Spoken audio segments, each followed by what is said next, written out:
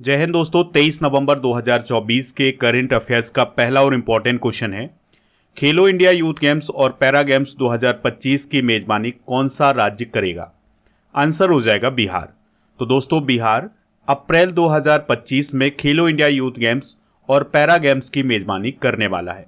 इसकी जानकारी दी है भारत सरकार के खेल मंत्रालय ने। 2025 में खेलो इंडिया यूथ गेम्स का 7वां संस्करण आयोजित किया जाएगा।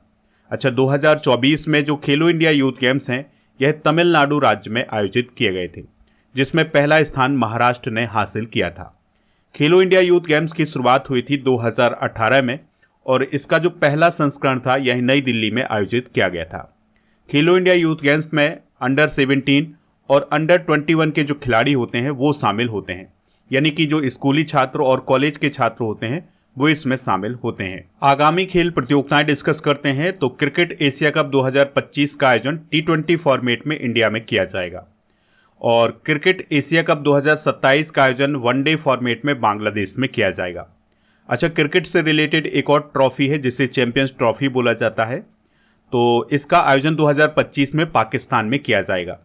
फिडे वर्ल्ड चैंपियनशिप मैच 2024 का आयोजन सिंगापुर में किया जाएगा।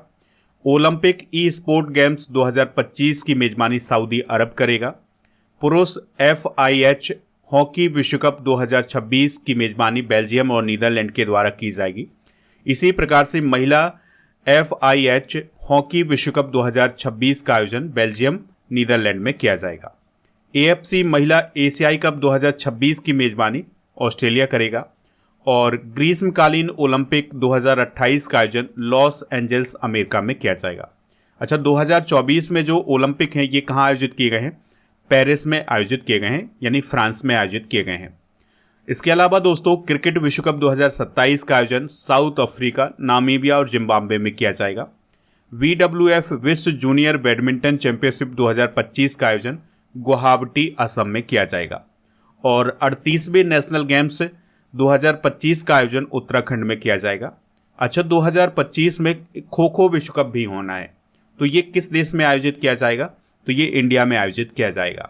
आप इस पूरे लेक्चर को बहुत ही ध्यान से लास्ट तक देखिएगा। लास्ट में आपसे क्वेश्चन पूछा जाएगा जिसका आंसर आपको कमेंट बॉक्स में बताना है। अगर आप चैनल पर पहली बार आए हैं तो चैनल को सब्सक्राइब कर लें, बेल आइकन भी दबा लें जिससे आपको समय पर सबसे पहले नोटिफिकेशन मिल सकेगा। जो लोग हमसे नए जुड़ रहे हैं उनके लिए बता दें कि आप स्टडी करके ऐप को इंस्टॉल कर लें। इसका लिंक डिस्क्रिप्शन बॉक्स में दिया गया है। तो यहाँ पर आपको हर महीने की ई बुक मिल जाएगी, हिंदी और इंग्लिश दोनों मीडियम में। तो जैसे ही आप ई बुक वाले सेक्शन पर जाएंगे आपको सभी ई बुक मिल जाएंगी। अगला क्वेश्चन है, 2022 और 2023 के लिए कितने कलाकारों को उस्ताद बिस्मिल्लाह खान युवा पुरस्कार प्रदान किया गया है? आंसर हो जाएगा 82। तो दोस्तों, केंद्रीय संस्कृति और पर्यटन मंत्री हैं गजेंद्र सिंह शेखावत जी, तो उनके द्वारा अभी हाल ही में 2022 और 2023 के लिए 82 युवा कलाकारों को उस्ताद बिस्मिल्लाह खान युवा पुरस्कार से सम्मानित किया गया है।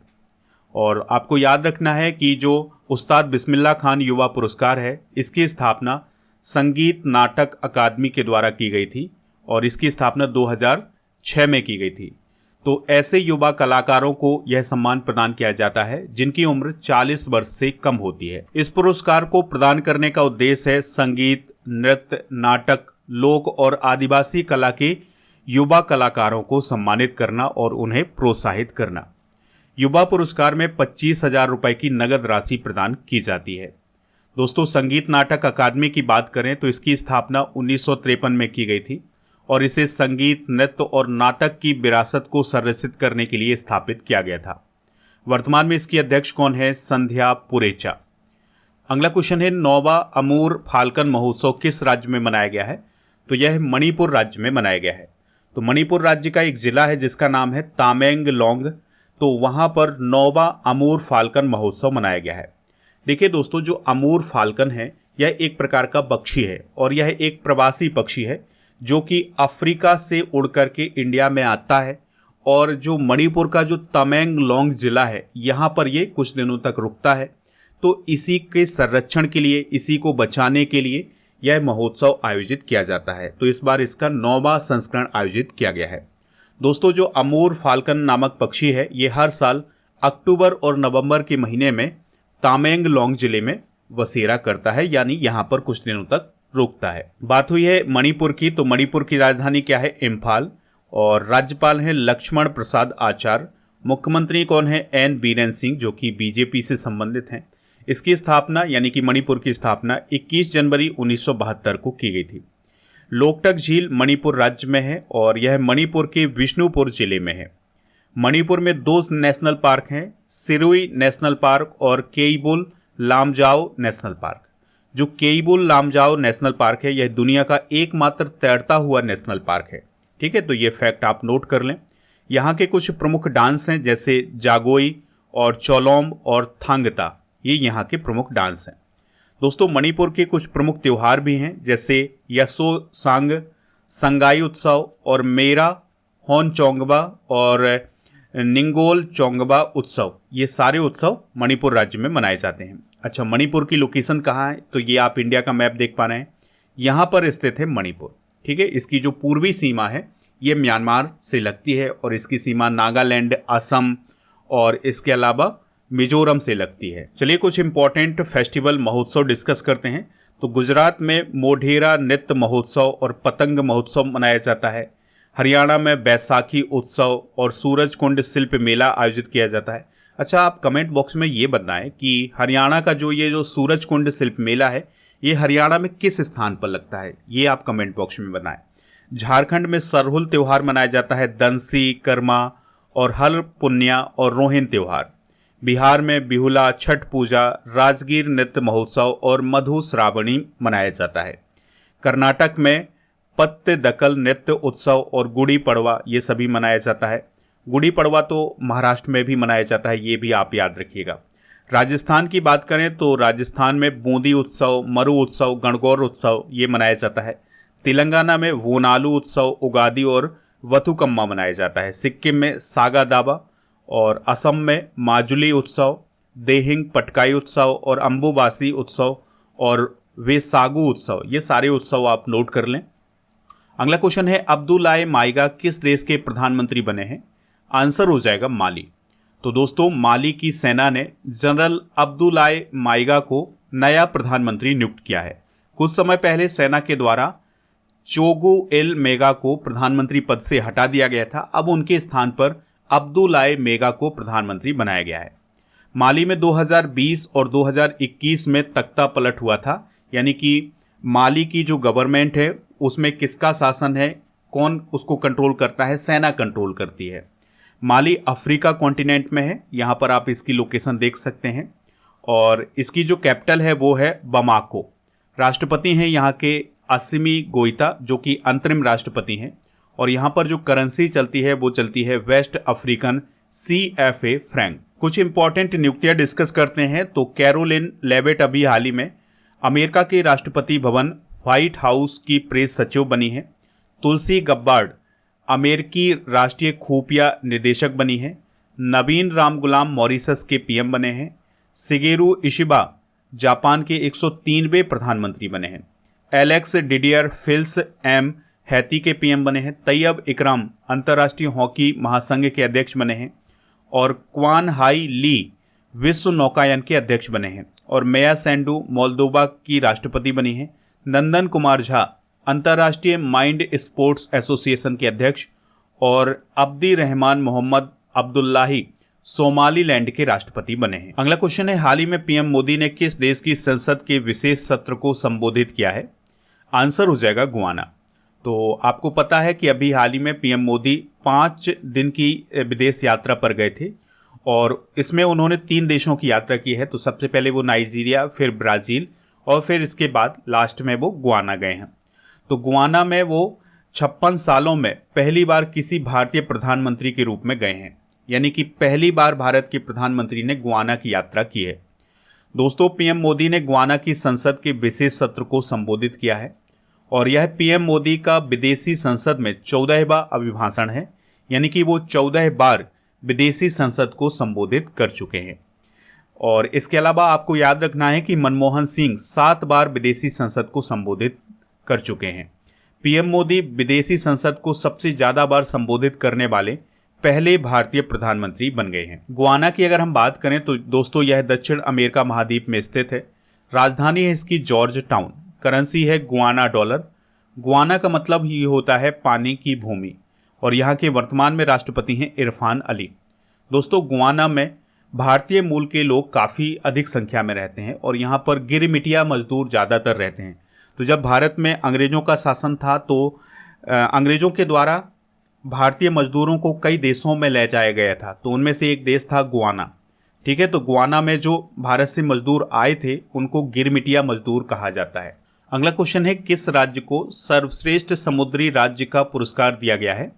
आंसर हो जाएगा केरल। तो दोस्तों, मत्स्य पालन और जलीय कृषि क्षेत्र के विकास में योगदान देने के लिए केरल को सर्वश्रेष्ठ समुद्री राज्य का पुरस्कार प्रदान किया गया है, और यह पुरस्कार प्रदान किया गया है 21 नवंबर को, जब विश्व मत्स्य पालन दिवस मनाया गया है।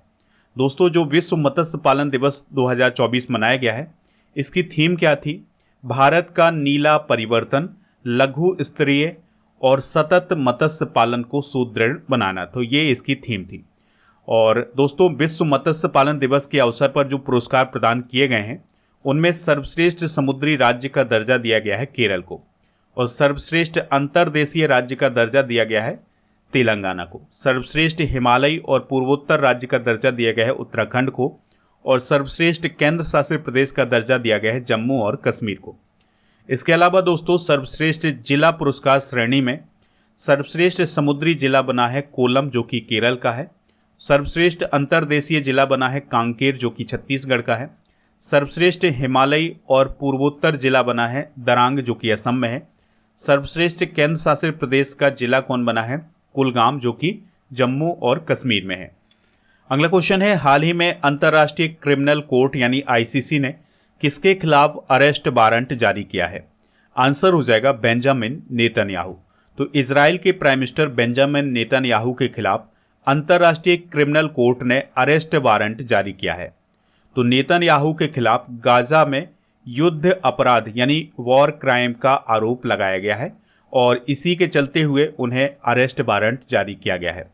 इसके अलावा दोस्तों, इजराइल के जो पूर्व रक्षा मंत्री हैं योब गैलेंट, उनके खिलाफ भी अरेस्ट वारंट जारी किया गया है, और हमास के पूर्व कमांडर मोहम्मद दैफ के खिलाफ भी वारंट जारी किया गया है। तो अभी 3 लोगों के खिलाफ अरेस्ट वारंट जारी किया है किसने? अंतर्राष्ट्रीय क्रिमिनल कोर्ट ने। देखिए, बात करते हैं इंटरनेशनल क्रिमिनल कोर्ट यानी आईसीसी की। तो यह नीदरलैंड के द हैग में स्थित है, और 1998 में इसकी स्थापना की गई थी। और दोस्तों, आईसीसी 4 प्रमुख अपराधों के लिए जिम्मेदारी तय करता है, यानी कि 4 प्रमुख अपराधों के लिए वो अपनी सजा सुनाता है। तो कहीं पर नरसंहार हुआ हो, या मानवता के खिलाफ अपराध हुआ हो, या वॉर क्राइम हुआ हो, या आक्रामकता का अपराध किया गया हो, तो ऐसे 4 अपराधों के लिए आईसीसी के द्वारा सजा सुनाई जाती है। इसका काम होता है इंटरनेशनल क्रिमिनल जस्टिस के जरिए दोषियों को दंडित करना। आईसीसी के 123 मेंबर हैं, और आपको याद रखना है कि रूस और यूक्रेन इसके मेंबर नहीं है, इंडिया भी इसका मेंबर नहीं है, अमेरिका भी मेंबर नहीं है। अगला क्वेश्चन है, सतत व्यापार सूचकांक 2024 में भारत किस स्थान पर है? आंसर हो जाएगा 23वें स्थान पर। तो अभी हाल ही में सस्टेनेबल ट्रेड इंडेक्स को जारी किया गया था हेनरिच फाउंडेशन और international institute for management development के द्वारा। तो दोस्तों, इस इंडेक्स में अर्थव्यवस्थाओं की अंतर्राष्ट्रीय व्यापार में भागीदारी करने की दक्षता को मापा जाता है। इस सूचकांक में न्यूजीलैंड सबसे ऊपर है, यानी टॉप पर कौन सा देश है? न्यूजीलैंड है।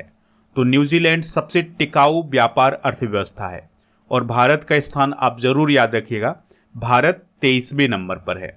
ठीक है, तो इस सूचकांक के अगर हम टॉप 5 देशों की बात करें तो न्यूजीलैंड पहले स्थान पर है और इसका स्कोर है 100। फिर इसके बाद है यूके दूसरे नंबर पर, तीसरे नंबर पर है ऑस्ट्रेलिया, चौथे नंबर पर है सिंगापुर और 5वें स्थान पर है जापान। तो ये टॉप 5 देश आप नोट कर ले। अगला क्वेश्चन है, भारत का पहला संविधान संग्रहालय कहाँ स्थापित किया गया है? आंसर हो जाएगा सोनीपत में। तो भारत का पहला संविधान संग्रहालय हरियाणा के सोनीपत में स्थित ओपी जिंदल ग्लोबल यूनिवर्सिटी के कैंपस में स्थापित किया गया है। इसका उद्घाटन 23 नवंबर 2024 को किया जाएगा, और इसका समर्पण समारोह 26 नवंबर 2024 को होगा। और दोस्तों, आपको याद रखना है कि 26 नवंबर को संविधान दिवस भी मनाया जाता है। इस म्यूजियम का नाम क्या है? Constitution academy and the right and freedom museum. और इस म्यूजियम में एक संबित नाम का रोबोट भी होगा। ठीक है, तो ये सारी इन्फॉर्मेशन आप नोट कर लें। 2024 की प्रथम घटनाएं डिस्कस करते हैं।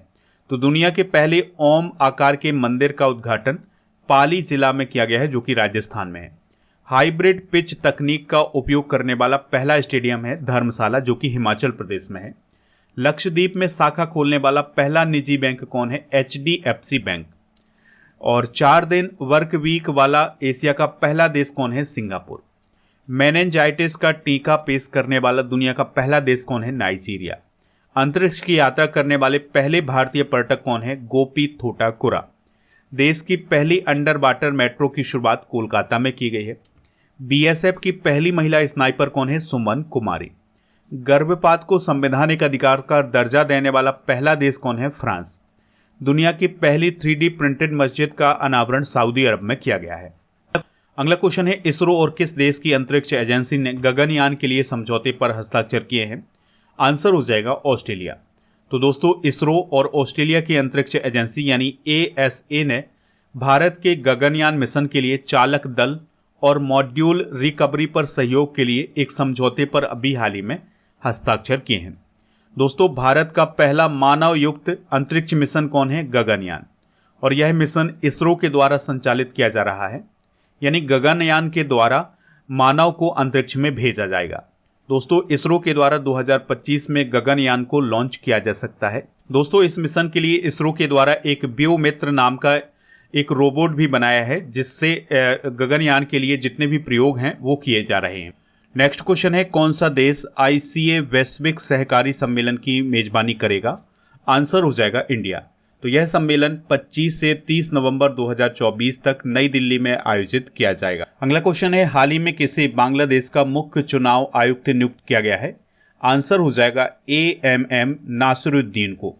अगला क्वेश्चन है, किस राज्य में 3700 करोड़ रुपए की 6 राष्ट्रीय राजमार्ग परियोजनाओं का उद्घाटन और शिलान्यास किया गया है? आंसर हो जाएगा बिहार। ठीक है, तो इसका उद्घाटन नितिन गडकरी जी ने किया है। अगला क्वेश्चन है, डॉक्टर जितेंद्र सिंह द्वारा वंचित बच्चों में कौशल विकास को बढ़ावा देने के लिए कौन सा पोर्टल लॉन्च किया गया है? तो अभी हाल ही में विजन पोर्टल लॉन्च किया गया है। अगला क्वेश्चन है और लास्ट क्वेश्चन है इस लेक्चर का, क्रिएटिव माइंड्स ऑफ टुमारो के चौथे संस्करण का उद्घाटन कहाँ किया गया है? तो इसका उद्घाटन गोवा में किया गया है। तो गोवा में international film festival of India 2024 का आयोजन किया जा रहा है। तो इसी आयोजन के दौरान ये क्रिएटिव माइंड ऑफ टुमारो जो कार्यक्रम है उसकी शुरुआत की गई है। अब हम कल के करंट अफेयर्स को एक बार रिवाइज करेंगे। इंदिरा गांधी शांति पुरस्कार 2023 किसे प्रदान किया गया है? डेनियल वारेन वोइम और अली अबू अब्बाद को। हाल ही में किसने वेब्स नाम का OTT प्लेटफॉर्म लॉन्च किया है? प्रसार भारती। अंतर्राष्ट्रीय माइंड स्पोर्ट्स एसोसिएशन के अध्यक्ष कौन बने हैं? नंदन कुमार झा। जलवायु परिवर्तन प्रदर्शन सूचकांक 2025 में भारत की रैंक क्या है? 10। अंतर्राष्ट्रीय सौर गठबंधन का 104वां पूर्ण सदस्य कौन बना है? आर्मेनिया। भारतीय सेना प्रमुख जनरल उपेंद्र द्विवेदी को किस देश के द्वारा मानद जनरल रैंक प्रदान की गई है? नेपाल। करीमगंज जिले का नाम बदलकर श्रीभूमि किया गया है, यह किस राज्य में स्थित है? असम। वनों में आग और जल की कमी के कारण किस देश में आपातकाल घोषित किया गया है? इक्वाडोर। 11वीं आसियान रक्षा मंत्रियों के प्लस फोरम की बैठक किस देश में आयोजित की गई है? लाओस। वार्डर गावस्कर ट्रॉफी भारत और किस देश के बीच शुरू हुई है? ऑस्ट्रेलिया। प्राक सोखोन किस देश के उप प्रधानमंत्री बने हैं? कंबोडिया। किस राज्य में कर्मचारियों को पुरस्कृत करने के लिए सुशासन पुरस्कार योजना की शुरुआत की गई है? हरियाणा। ICC पुरुष T20I रैंकिंग में दुनिया के नंबर 1 ऑलराउंडर कौन बने हैं? हार्दिक पांड्या। किस क्रिकेट स्टेडियम में पूर्व महिला क्रिकेटर झूलन गोस्वामी के नाम पर स्टैंड बनेगा? Eden garden Kolkata. और किस देश ने 40 वर्षों के बाद पहली बार राष्ट्रीय जनगणना शुरू की है? इराक। दोस्तों, आज के जनरल नॉलेज के पिटारे में हम जीव विज्ञान की शाखाएं डिस्कस करेंगे, जैसे एपीकल्चर में मधुमक्खी पालन का अध्ययन, सेरीकल्चर में रेशम पालन का अध्ययन, पीसीकल्चर में मत्स्य पालन, माइकोलॉजी में कवकों का अध्ययन, फाइकोलॉजी में शैवालों का अध्ययन, ऑर्निथोलॉजी में पक्षियों का अध्ययन और इथिक्योलॉजी में मछलियों का अध्ययन किया जाता है। पोमोलॉजी में फलों का अध्ययन और डेंड्रोलॉजी में वृक्षों और झाड़ियों का अध्ययन किया जाता है। दोस्तों, अब हम अक्टूबर 2024 के करंट अफेयर्स को रिवाइज करेंगे। WHO के द्वारा किस देश को मलेरिया फ्री घोषित किया गया है? इजिप्ट। लॉन्ग कॉन्ग किस देश के राष्ट्रपति बने हैं? वियतनाम। और कॉप 16 किस देश में आयोजित किया गया है? कोलंबिया। भारत और किस देश के बीच करतारपुर कॉरिडोर समझौते को 2029 तक बढ़ाया गया है? पाकिस्तान। 24वीं राष्ट्रीय पैरा तैराकी चैंपियनशिप 2024 का खिताब किस राज्य ने जीता है? कर्नाटक। संयुक्त राष्ट्र दिवस कब मनाया जाता है? 24 अक्टूबर को। दीपिका कुमारी ने तीरंदाजी विश्व कप फाइनल 2024 में कौन सा मेडल जीता है? सिल्वर। राष्ट्रीय डेयरी विकास बोर्ड की हीरक जयंती समारोह का आयोजन कहाँ किया गया है? आनंद, गुजरात में। केंद्र सरकार ने उसना चावल और ब्राउन राइस पर निर्यात शुल्क घटाकर कितनी कर दी है? 0। आईसीसी महिला टी20 विश्व कप 2024 की टीम ऑफ द टूर्नामेंट में किस महिला क्रिकेटर को चुना गया है? हरमनप्रीत कौर को। कल के करंट अफेयर्स में आपसे पूछा गया था कि बॉर्डर गावस्कर ट्रॉफी का संबंध किस खेल से है, तो उसका संबंध क्रिकेट से है। तो लगभग सभी लोगों ने इसका आंसर क्रिकेट बताया हुआ है। आज का क्वेश्चन है आपके लिए, खेलो इंडिया यूथ गेम्स का पहला संस्करण कब हुआ था? जो भी इसका राइट आंसर हो कमेंट बॉक्स में जरूर बताएं। स्टडी करके ऐप को इंस्टॉल कर लें, इसका लिंक डिस्क्रिप्शन बॉक्स में दिया गया है। यहाँ पर आपको paid course, ebook, test series, test pass ये सभी मिल जाएगा। टेस्ट पास में आपको 3000 से अधिक टेस्ट मिल जाएंगे 1 वर्ष की वैलिडिटी के साथ। दोस्तों, जनवरी से अक्टूबर 2024 तक के करंट अफेयर्स की ई बुक आपको ऐप पर मिल जाएगी, हिंदी इंग्लिश दोनों मीडियम में, तो इसको आप वहाँ से प्राप्त कर सकते हैं। डेली करंट अफेयर्स का टेस्ट मिलेगा टेस्ट सीरीज वाले ऑप्शन पर। इसके अलावा मॉक टेस्ट भी आपको यहाँ पर मिल जाएगा। ई बुक वाले सेक्शन पर आपको करंट अफेयर्स की ई बुक और जीके की ई बुक मिल जाएगी, तो इनको आप वहाँ से प्राप्त कर लें। पीडीएफ के लिए हमारे टेलीग्राम चैनल को ज्वाइन कर ले। टेलीग्राम चैनल का नाम है स्टडी कर ऑफिशियल। व्हाट्सएप चैनल और इंस्टाग्राम पेज को भी फॉलो कर सकते हैं। इन सभी का लिंक डिस्क्रिप्शन बॉक्स में दिया गया है।